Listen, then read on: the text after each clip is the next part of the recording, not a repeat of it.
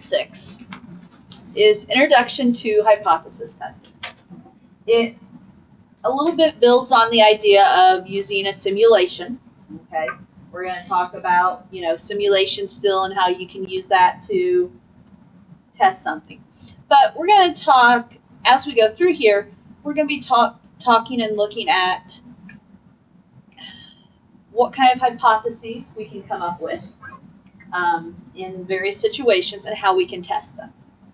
Okay, we're going to have a couple of new vocabulary words as you see down there in step 4 when we talk about a null hypothesis and alternative hypothesis. So let's start by looking at this problem. In our first scenario here, we're looking at how do you formulate and test hypothesis. So a car has been getting 34.6 miles per gallon. With a fuel additive, the car gets 35.5 miles per gallon. What hypothesis would you test to determine whether the increase in mileage is due to the additive? Now, really they're just asking us to write the hypothesis, or hypotheses. Is that the plural? Hypotheses, I think. I don't know. Again, I will always say I'm a math teacher. I'm not a grammar teacher, so I don't always know the exact, but we're going to be writing 2 hypotheses. But they're kind of taking us here in baby steps on this one. So the first step is we need to determine what the question means in terms of a parameter. So in terms of how do I want to define parameter? I should have thought about this one ahead of time. I don't think. In terms of a parameter, in terms of something that is, what's being done, what's changing things, what's affecting things. Okay. Now, in this case, first of all, do we understand the problem? Car's been getting 34.6 miles per gallon. With a fuel additive, the car gets 35.5 miles per gallon. Do we understand the term fuel additive? Yes, no? Maybe so? Okay, the idea of a fuel additive, I don't exactly know details, but something you would add to the fuel to help the car run better, basically. Okay? In this case, obviously it looks like it's supposed to help increase gas mileage. Okay? Now, what does our question mean in terms of the parameter? What's the fuel additive supposed to be doing? Increasing fuel mileage, right? So how do we know the additive is going to work? Or how do we know the additive is working? What would be our proof? Increased fuel mileage, right? So the additive works if the gas mileage is higher than when before the additive, right? Okay, so that's the idea of what does our question means in terms of the parameter. Well, the additive works if the gas mileage is higher when the additive is used than the mean gas mileage when the additive is not used. And that's really wordy the way I have it written. So, how do I want to say this?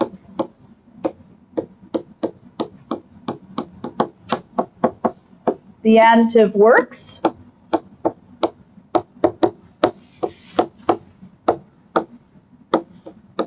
if the gas mileage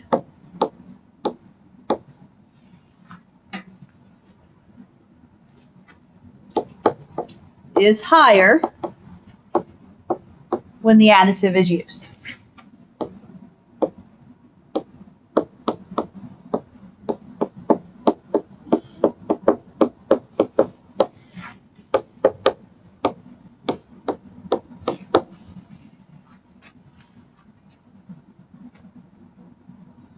Additive works if the gas mileage is higher when the additive is used. Do I need to say more than that? I don't need to say more than that, do I? I feel like on mine I got really wordy and it reads confusing, so I'm going to stop there.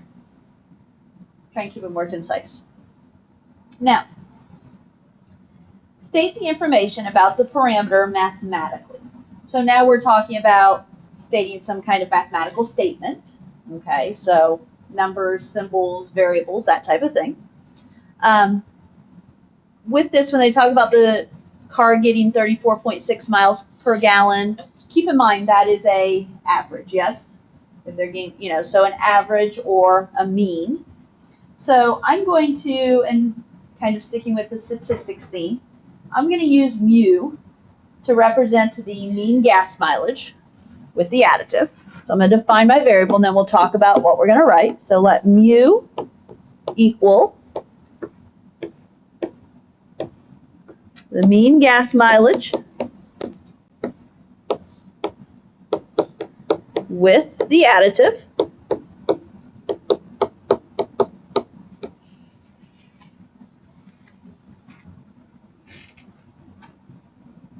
Now,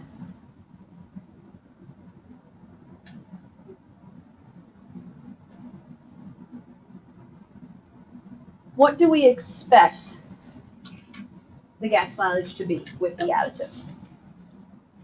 Better. Better. Better than what? Better than 34.6. Mathematically, how do we express better than 34.6? Greater than 34.6. Fair enough? Okay. So I'm going to say mu is greater than 34.6 because we want to compare to the original. And the original was that this car gets 34.6 miles per gallon. Okay. Now, step 3. State what would happen if this hypothesis is not true. So if this hypothesis is not true, if the mean is not greater than 34.6, what is it going to be? Less than 34.6. Less than 34.6, or what did it start off as?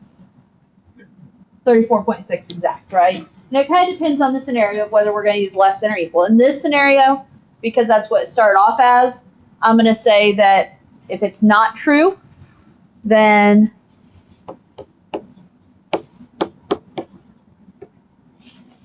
the gas mileage is back at 34.6. And what would that mean about the additive in that case?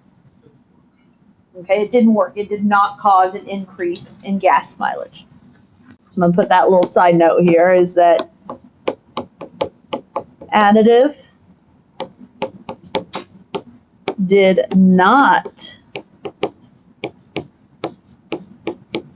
increase gas mileage.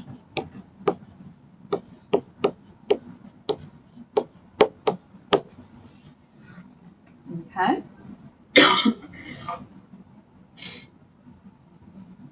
Okay, now we're going to talk and get specific here. This is something we're going to see as we go through this lesson. You're going to see the vocabulary talking about a null hypothesis and an alternative hypothesis.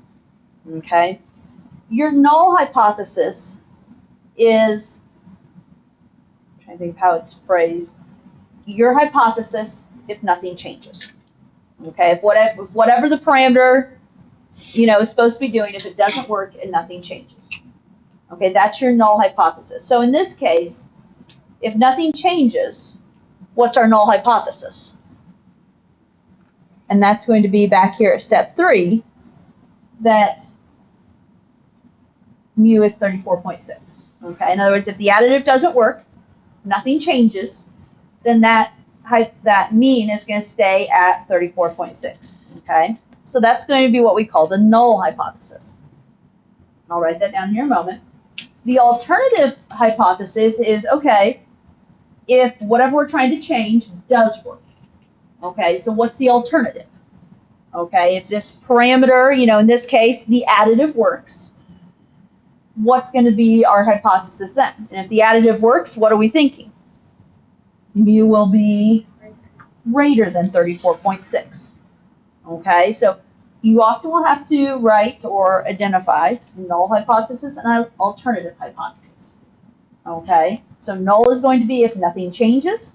Alternative is going to be, okay, whatever we're talking about in that problem, if that works and changes, what would be the results? Okay, so first one I'm going to write here is null hypothesis. And trying to get some vocab here. So null hypothesis, that is no increase with the additive, so it doesn't work basically. If there is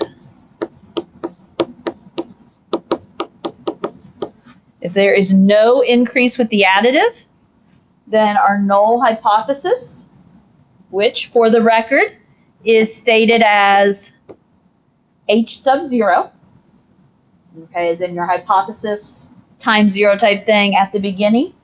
And we're going to state it as mu is 34.6. So what we talked about up on step 3.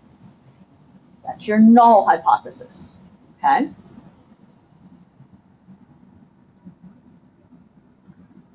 Your other hypothesis is the alternative hypothesis.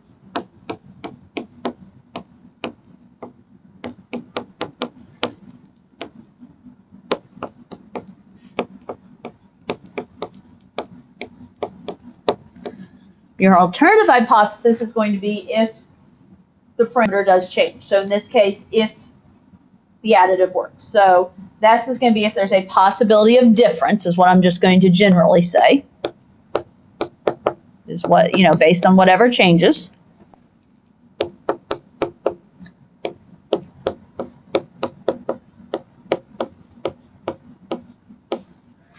Okay. Your alternative hypothesis, this one's a little easier to figure out, H sub A. Okay, you'll see that notation. They'll use H sub A as alternative hypothesis. And in this case, it would be what we had back on step 2, that if the additive does work, then mu, the mean, is going to be, I just wrote the wrong thing. What am I supposed to be writing? Greater than 34.6. Okay? Okay, so work to get that understanding. I'll work to explain each time of null hypothesis versus alternative hypothesis. Null being if nothing changes, alternative being if whatever scenario we're talking about changes, what new is going to be happening. Okay? So we have what we need from this screen. Now, we're going to keep talking about fuel additive for like 3/4 of this lesson, just FYI. Okay? Seth and Tia, we talked about for a long time, right? We talked about fuel additive for a long time. Okay, they take us through lots of twists and turns here. Now, so we have some, I forgot I had this on here. Null hypothesis definition here. Okay, H sub 0, I already said that, right? So that's going to represent null hypothesis. The observed statistic in a treatment group is equal to the corresponding population parameter. Any variation is due to chance. So if something changes, it's a random change. It's not due to whatever's happening in that scenario. Alternative hypothesis, so H sub A, the observed statistic in a treatment group differs from the corresponding population parameter, and the variation is not due to chance alone. AKA, the additive increases the gas mileage is the example right now. Okay? Now, okay, I forgot. We do sidebar from the additive briefly. Then we'll go back to it. We're going to talk about this soccer goalie. Okay, the soccer goalie saved 46.4% of her opponent's tiebreaker attempts. After her coach adjusted her position in the goal, she saved 47.3% of the attempts. They're asking us to write our hypotheses, right? The null hypothesis and the alternative hypothesis for a statistical study to evaluate the population parameter P, which is the proportion of tiebreaker goals she saves after working with her coach. Okay. So, they're asking us to write two things. They're asking us to write the null hypothesis, and they're asking us to write the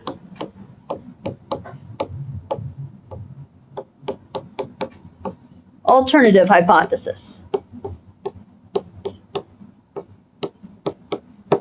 Correct? Okay, so I'm just writing out what we're going to have to write. Now, what did we talk about earlier? Null hypothesis is represented as what? H sub 0. Okay. Alternative hypothesis is represented as H sub A. Okay. Time. Okay, true. Okay. I don't know how many people got that. It took me a moment, but. Okay. Now, writing these hypotheses. Okay. First of all, it did something here. Did you guys catch? It gave us the letter P here, right? It's asking us to write the hypothesis for the population parameter P. So instead of, last time I used mu, right? What are we going to use this time? P. P, because they gave it to me. Now, with this in mind, we're always going to go back and compare to the original number and write our hypothesis based on that. So the hint I'm giving is if I bounce back to the additive, what number did I use to write both of my hypotheses? The original number. Okay, my hypotheses are based on, in that case, the original 34.6. We were either going to be at 34.6 or more than 34.6. I kind of really ignored the fact that in this scenario it increased to 35.5. Okay, when you write your hypotheses, you usually do that. It's based on the original. So in this case, exactly where I'm headed with that. We're going to use the 46.4 because that was her original. So, thoughts now on what we're going to do. She had saved 46.4% of her opponent's tiebreakers. Her coach adjusted her position, and now she saved 47.3. We're trying to write hypotheses for the proportion of tiebreaker goals she saves after working with her coach. Thoughts on what I write here?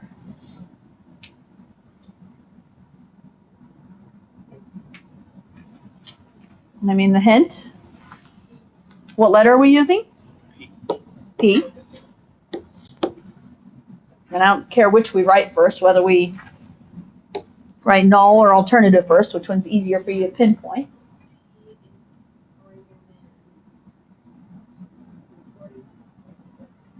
Okay, and which one are you talking about that for?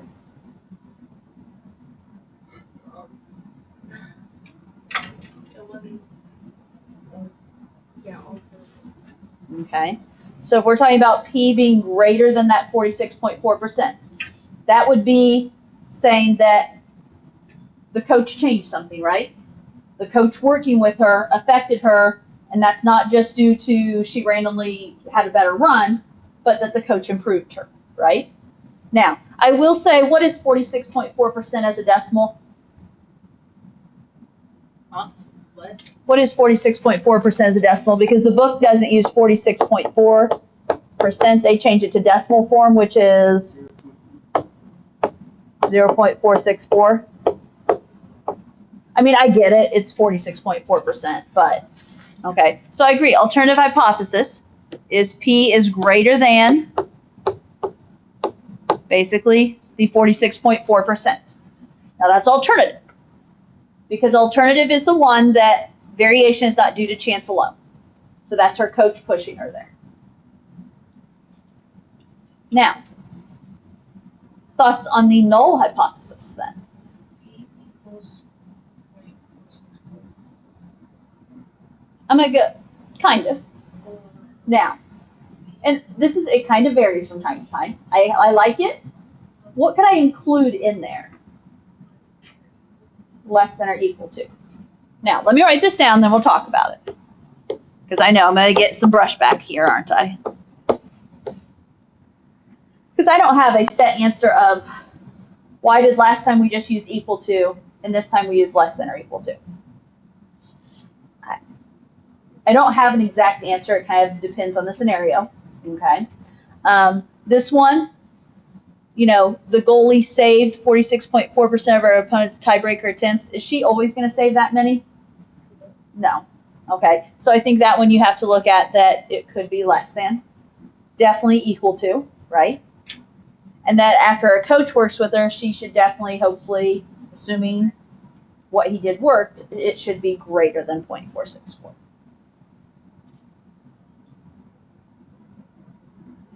Making a little sense. You don't feel right like if the Were you fearing if-then Yes. statements? I hate it. Nope. I think you get out of that. Okay, so hopefully you've seen a little bit. You're starting to get a smidge of feel for null versus alternative. Okay. Okay. Moving on.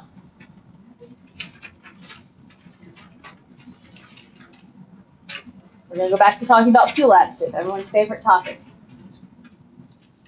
Hey, at least it can be relevant to you. You guys drive, right? I feel like I'm having a conversation with my mom. Good. I'll guarantee your father knows more about it than I do. So, okay, so now we're going to look at ways to take this a little farther here. A car company performed an experiment to determine whether the fuel additive from the previous example increases a particular type of car's gas mileage. The company recorded the gas mileage of 10 identical cars, all driven under the same conditions with and without the use of the fuel additive. How can we use the data to compare the effectiveness of the additive? So you see there's 10 numbers. The 5 on top, it says, are numbers without the additive.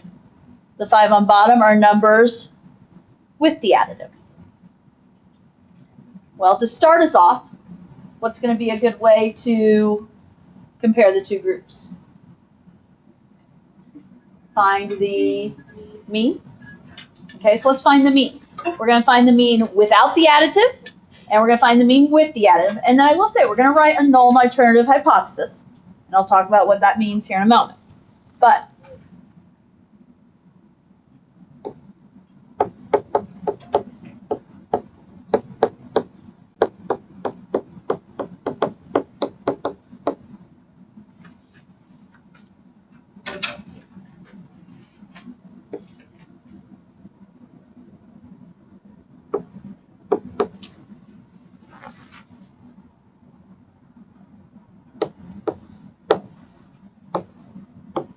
and I'm calling this group 1. The group that is without the additive is group 1. Are you guys getting a mean for me? 172.8. Then, Okay. 172.8 divided by 5 was what?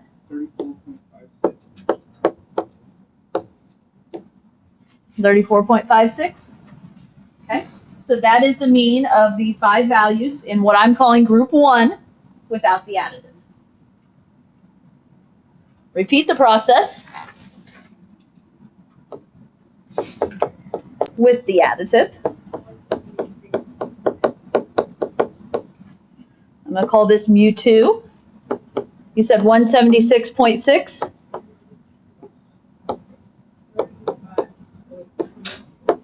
35.32. Okay. My notes agree, even better. Okay, so we have a group without additive. We have a group with additive. Did your calculators agree with us? Okay. Okay. Now, as I said, we're going to write a null hypothesis and an alternative hypothesis. So I'm going to get us set up here. The null hypothesis, remind me, what's the abbreviation for null? H sub O, H sub 0. And the alternative? H sub A, which I'm definitely not always going to hear Jocelyn saying ha with that one.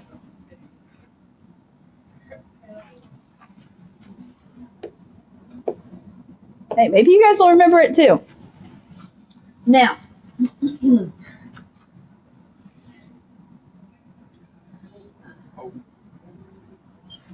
ignoring these numbers right now, okay? Ignoring the 34 and 35 numbers.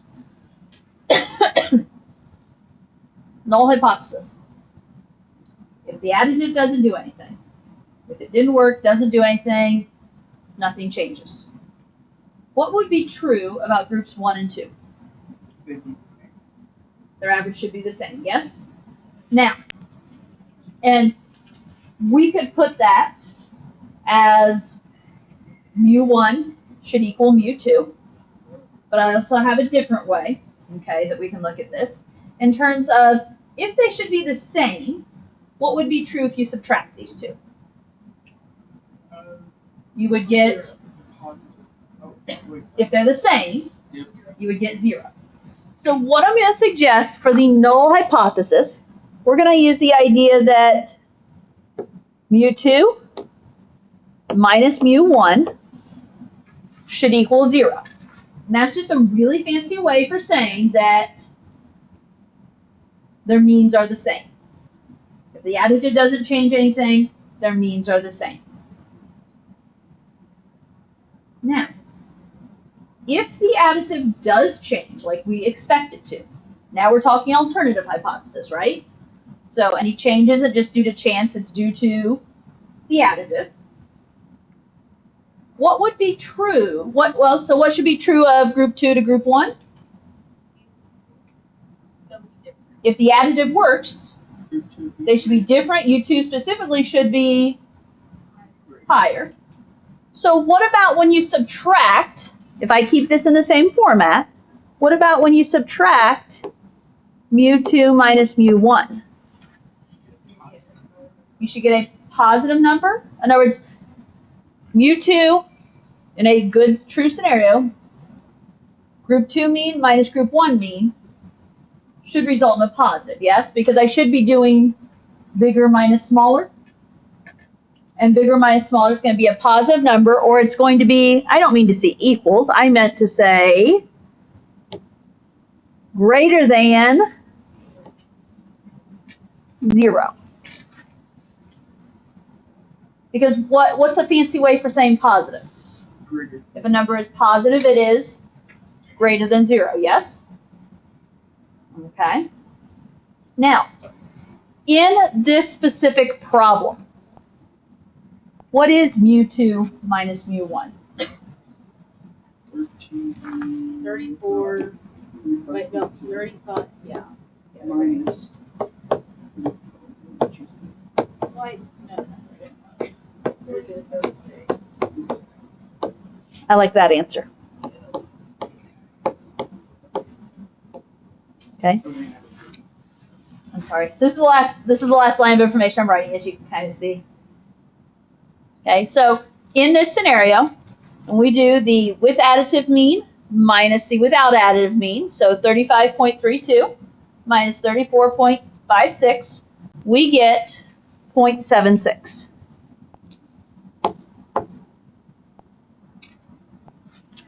With that 0.76, okay. First of all, which hypothesis does that make true? Okay. In this particular scenario, it fulfills what we expect, right? It supports the alternative hypothesis that the alternative or the with additive should be more than the without additive. Now, this is how many samples? I mean, we have one group of each numbers, right? Where am I headed with this? Okay. Is this enough to prove it? It supports what we expect, but is one set of numbers in each group enough? Okay, or really just one sample, because we have one set of groups.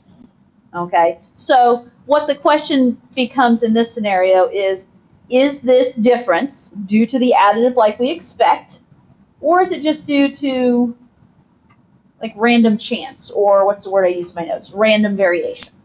Because that's really what we're trying to figure out. Is this due to, in this case, the additive, or is it random variation? So that's where we're going to, that's why we're going to continue this problem. Is this due to the additive,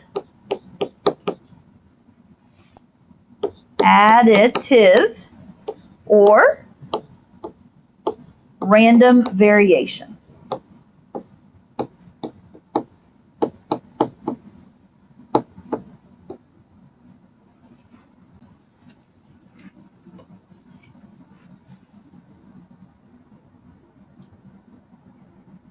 Like by the time you spend all the money on this fuel additive, 0.76 miles per gallon, it'll be way more expensive than just filling up your car. Well, and here's where this was one set of data, right? You might have a point. Is it worth it for this small of a difference? Now, is it always going to be a small difference like this, or was this just one example, right? And it might actually be a bigger difference. Guess what? We're going to keep testing a little bit, right? Okay. Now, if you look at the next part, it says one way to test hypothesis is to randomly assign the data to two new groups many times and look at the variability of the difference of the means. This table shows one such assignment. Okay, so this is, there's some different ways we're going to talk about. This is what they will say, one way to test hypothesis. Now, notice, it does say many times, right? It does mention to do that, that you would want to do this many times. Obviously, we're not going to do it as many times as they suggest. So, let's look at, where am I on time? Let's look at the mean of each of these groups real quick. We have a new group 1 and a new group 2. Find those means for me.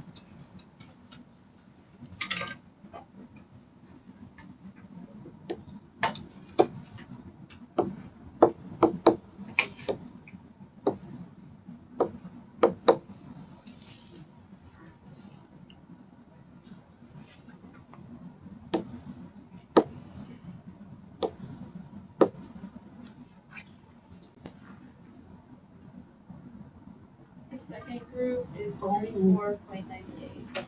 I just take a fourth so I can do one so they do it. The first group is 34.9. Wait, Second group is 174.9. second group. Okay. The first group was 174.5 divided by 5, gives you 34.9, I agree. Second group is 174.9 divided by 5, gives you 34.98. Now, as we were talking about earlier, what is mu2 minus mu1 here? 0.08. 0.08, yes? Okay. Now, if there is, now keep in mind, what did we do with these sets of numbers? They took the sets of numbers we had, yes, and they mixed them around. And they said you would do it over and over and over, many times, right? They mix these groups around. Keep in mind, by doing that, when they mix those groups, what they do? They mix the numbers that were with additive and without additive, right?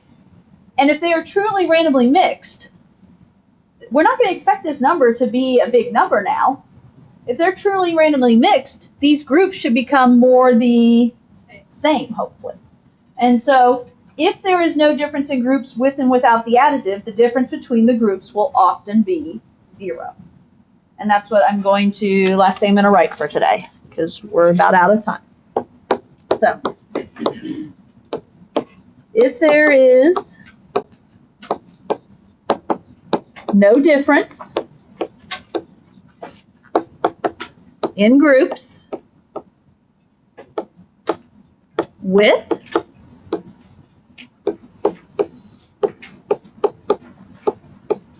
and without the additive,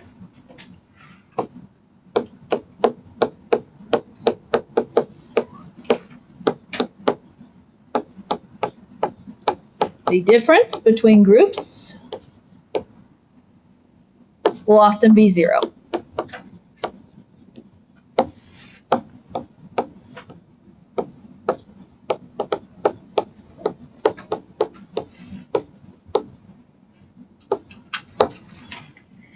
Okay. I wish we were coming back tomorrow to finish this, but we're not. So Monday, we will have to pick up, and we'll do this one more time. Yeah, it would have been nice to finish one more example, but that's all right. So Monday we'll pick up and we'll finish the one more example there. Okay? Catch up on homework up through 11:05 over the weekend.